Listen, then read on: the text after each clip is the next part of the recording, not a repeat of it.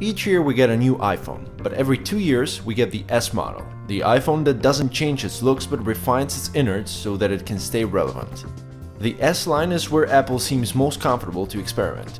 This year the company has brought 3D Touch to its iPhone displays.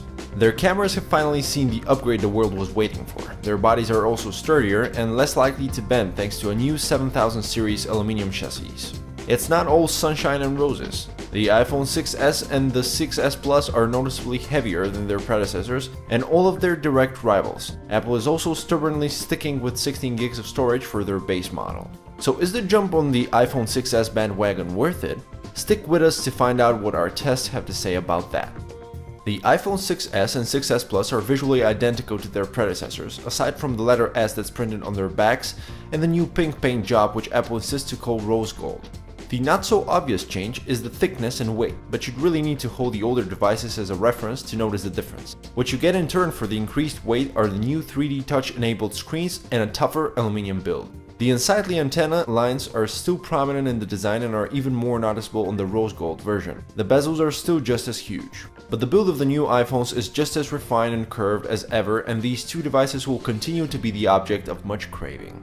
The new iPhones use Apple's second generation Touch ID fingerprint sensor, and it is fast. It could quite possibly be the fastest smartphone reader to date. Unlocking is so quick that you don't even get a chance to glimpse your lock screen notifications before your home screen shows up. The display size remains unchanged from last year, 4.7 inches in diagonal for the iPhone 6s and 5.5 inches for the iPhone 6s Plus. While both share the same screen technology, the bigger display on the 6s Plus offers a much higher resolution, making it much sharper. The bigger screen real estate also brings an extra joy to use for multimedia consumption and gaming. The latest models top their predecessors in terms of contrast but have lower brightness levels. The displays on the iPhone 6s Duo are easily among the best LCDs out there, and that's especially true for how they look in bright sunlight. Fans of stereo speakers will be disappointed with these two. They still carry only a single bottom-facing unit, and it ranks as below average in our loudness test, around the same as last year's iPhones. What that loudness rating won't tell you is the excellent quality emitted from these speakers. Apple has already released its latest iOS 9, and current iPhone users will be very familiar with the OS even before picking up a new 6s device. The new features are less groundbreaking and more refining. The Universal Spotlight search is still available with a pull down, but now also occupies the leftmost home screen. The task switcher has also been reworked and now shows taller app thumbnails and a lot more eye candy. With the bigger display of the iPhone 6s Plus, you get a landscape version of the interface within supported apps, but that was available under iOS 8 as well. 3D Touch is perhaps the most important novelty that the new iPhones bring to the table. It makes the layered interface of iOS feel physically real. You get 2 levels of pressure sensitivity, which enable many features of the OS. You can press hard on a photo or link to preview it, and press a bit harder to open it full size. Apple calls these peek and pop. 3D Touch works on the home screen too. A deeper press on an app will display any quick actions it offers. With 3D Touch, most of system apps will offer you some kind of a shortcut, such as creating an alarm, adding an appointment, or taking a selfie, or even a slow motion video. 3D Touch makes text selection very intuitive as well. A press on the keyboard will allow you to quickly and accurately move the cursor around, and a deeper press will start the text selection. Apple's live photos work only with 3D Touch. You activate the animated part with a hard press on the screen, regardless whether it's on the lock screen or in the Gallery app. Apps that aren't ready for 3D Touch will let you know with a subtle vibration, which is part of the new built-in haptic feedback engine. We expect more and more apps to take advantage of the new pressure sensitivity, and the potential for gaming is exciting to say the least. The iPhone 6s and 6s Plus are built around the latest dual-core Apple A9 chip and make use of 2 GB of RAM for the first time. The result is a high-flying duo that topped our benchmark tables. The only place where the iPhone 6s and 6s Plus were outscored was the multi-core Geekbench 3 test, where the octa-core Galaxy S6 came out on top. Outside of that single core, performance of the A9's Typhoon core is unmatched by anything we've ever tested. But the great performance isn't only CPU focused. The PowerVR graphics processor smokes the GPUs found in the top-of-the-line Snapdragon and Exynos chipset.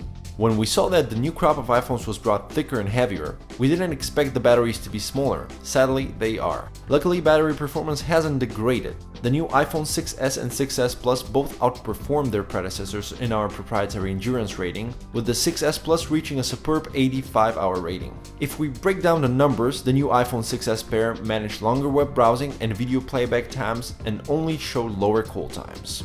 This year, Apple finally upgraded the camera on its iPhones. The 8-megapixel resolution we were stuck with since 2011 has finally been replaced with a 12-megapixel camera, which still seems a bit small in the face of competing smartphones. The f2.2 aperture isn't very wide either, now that Samsung and LG both ship camera phones with wider apertures. The optical image stabilization is again reserved only for the bigger iPhone 6s Plus, but this time around it's used not only in photo taking but also in video recording as well. But outside the increase in photo resolution, the new camera is now able to capture 4K video, which is a huge upgrade compared to 1080p. iPhone cameras have become synonymous with great image quality, and the 6s pair is no different. Just don't expect a striking difference compared to the older iPhone 6 Duo. Detail level is high and colors are true to life, more so than on any other competitor. But for the first time ever, we see some over-processing from an iPhone camera. There's also a lot of noise in the images, even in good light. On the bright side, dynamic range is in a league of its own, even without using the Auto HDR feature. Shadow and highlight details remain high in any condition. The auto white balance is also great. The two-tone flash does a good job to properly light human skin tones, and the front camera is aided by the screen flashing at max power so that it gets a better exposure on selfies. This certainly helps in low light situations, but in extreme dark scenarios, selfies come out noisy and with harsh lighting.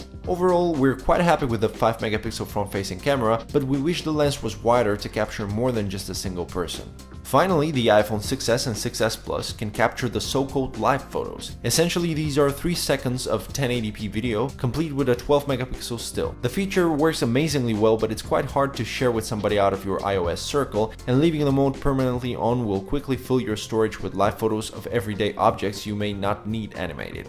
As already mentioned, 4K video is one of the camera's main selling points. It's a huge leap over 1080p, but it will also take its toll on storage, so don't go buying a 16GB iPhone with the hopes of shooting lots of 4K footage.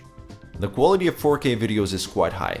Processing seems more balanced than that of still photos. Compared to 1080p, 4K offers an immense boost in quality, but the iPhone 4K videos would find it hard to match the quality of its best equipped peers.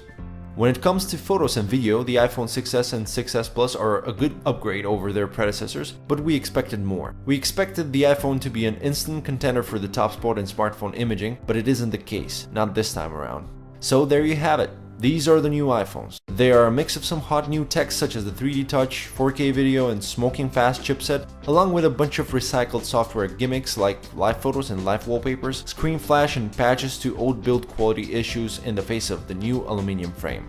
It's a little lackluster of an effort, but also comfortable. An easy upgrade for the iPhone users that want just a bit more power or camera resolution. But as we all know, it's never about the specs with the new iPhones. They're a love it or hate it affair, and getting one is a no-brainer if you own any of the older iPhones and you'd like to stick around in the app ecosystem, but you fancy playing with a more recent hardware. As for iPhone 6 users, you might want to wait until the next model comes around. Unless you are only after a bigger screen, in which case the year-old iPhone 6 Plus might just do the trick for you.